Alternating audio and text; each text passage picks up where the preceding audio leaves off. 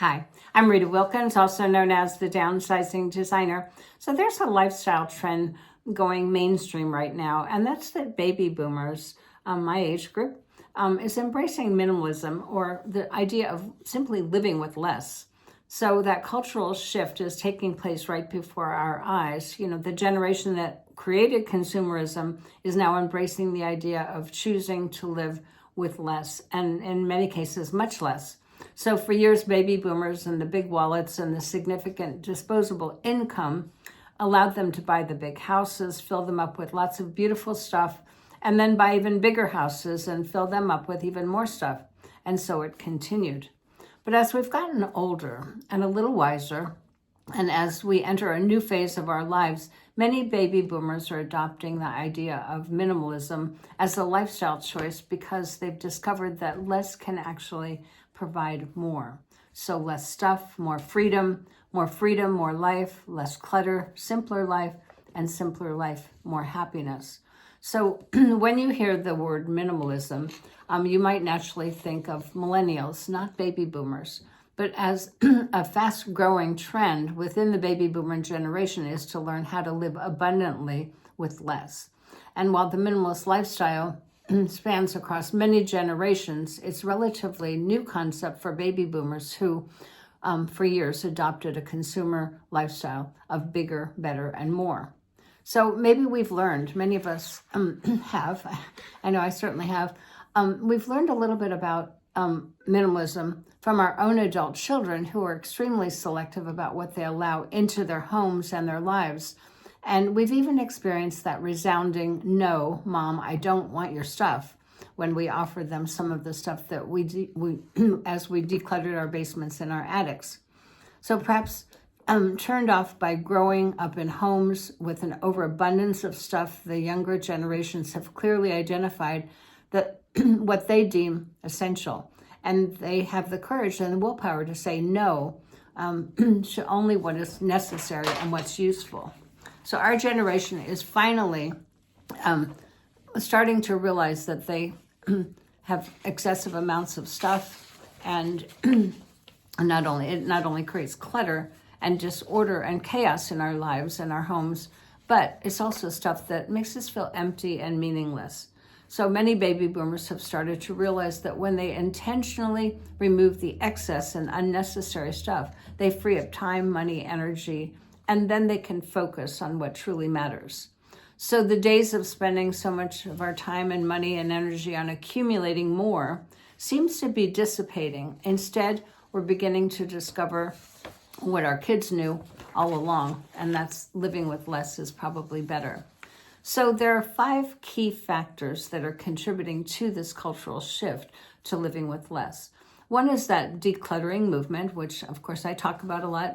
Marie Kondo probably started it, and her Netflix show was life-changing magic of tidying up, the Japanese art of decluttering and organizing.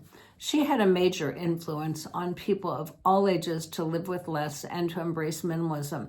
And in her book, Kondo encourages us to remove anything from our home that doesn't spark joy. And then, of course, the pandemic was a big contributing factor. That COVID lockdown challenged baby boomers to rethink their priorities. Many were forced out of jobs, while others opted for early retirement. And in an effort to make their savings last longer, many baby boomers decided to declutter their large homes, downsize, and move to smaller homes, reduce expenses, and live a simpler, more fulfilling life. Then there's age and mortality. You know, the pandemic also forced us to face our own mortality, realizing that we were much happier not working. Many baby boomers discovered new ways to live their best life right now, while they still could.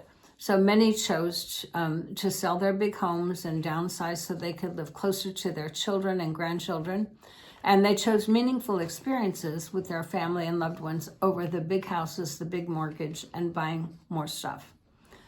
Then there's life circumstances that also contributed to that cultural shift. And when our lives change, so must we change and adapt. So divorce, death of a spouse, caregiving, and declining health are just a few of the situations that we face within our daily lives. And choosing to sell the family homestead to declutter, downsize to a smaller, more affordable and manageable home is often what's necessary to restore some semblance of calm in those stressful, life-changing situations.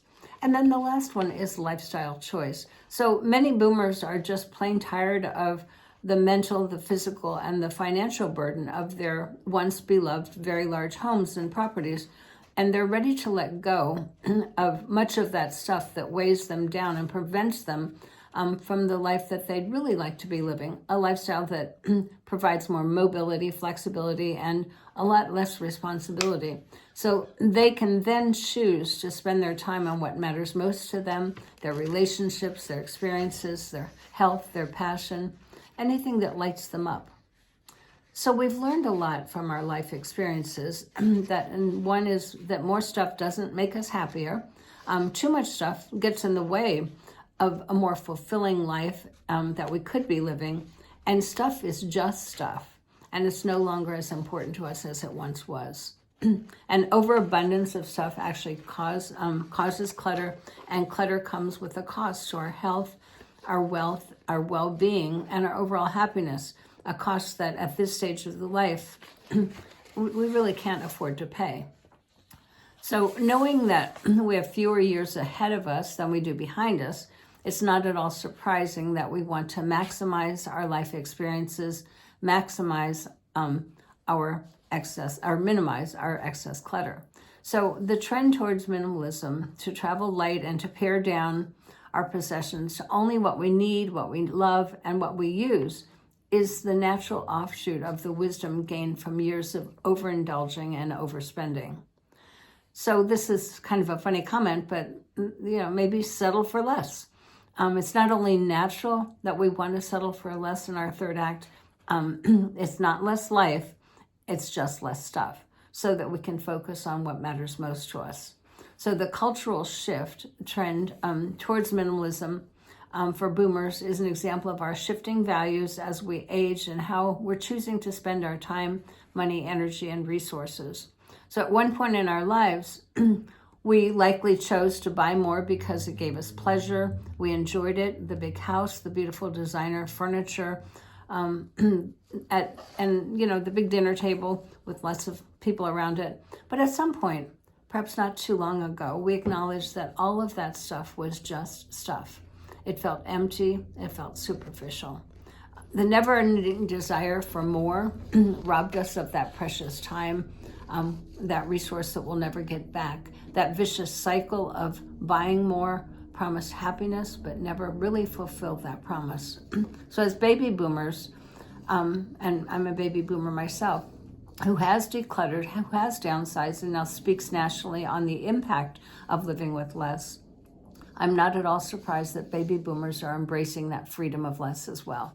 So in our third act, and by choosing to say goodbye to the emptiness of material possessions, we're saying hello to a richer, more abundant life. We're going from a life full of stuff to a life full of meaning.